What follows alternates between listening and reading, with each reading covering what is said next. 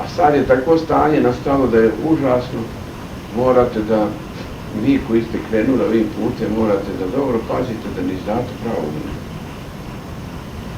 Jer radi se na to u svijetu da se spojimo da se sve vjere ujedine, nisu vjere, da se prava vjera mnoštvo ujedini sa jeresima.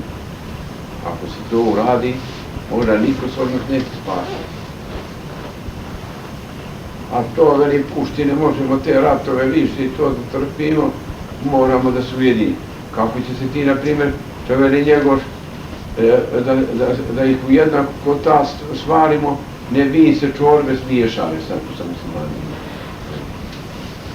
Sve na svijetu, svi koji su odstupili od pravoslavlja ne spasavaju se ako se ne vrati u pravoslavlje. A nekad je priča patrijarh Pavle. Slobodno to ne mogu se spasiti, jer je Gospod rekao, zaista vam kažem, ko se ne rodi vodom i duhom sveti ne može ući u carstvo nebesko, to je samo naše krštenje. I zaista vam kažem, ko ne prima svetu tajnu pričešće, ne živim ja u njemu, niti on u meni i on nema život vječni. Hoćeš i Gospoda da ugoniš u laž, prijatelj. Hoćeš u Svetom pismu, to je Gospod rekao, pred apostolima i narodom.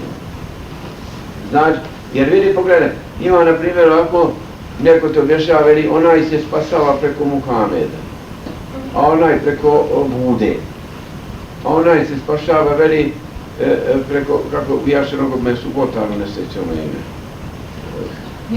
Mileru, preko Milera. Onaj se preko nekoga Jeković je doka. Jer to neko on izvinu, vidjet ćete kako.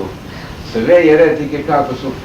Pa došao u Ostrogu bijaše nekakav izaslanik papi, ne znam koje godine onaj rat bijesni ostalo, mene se smučilo tih jeretika na Srbe koji nisu ništa krivi, napalo ta fukara. I on došao do mene iz skupštine nekakvim u Lizice. Ja kažem, jesi ti kršten? On veli, jes. Ja kažem, niti si ti kršten, niti papa. Nego poruči papi da dođe u Ostroga da ga krstim, no toga dana morat ću ga krstiti svakoga stio dan i možda neću se da mu đavole iz glave i otjeram.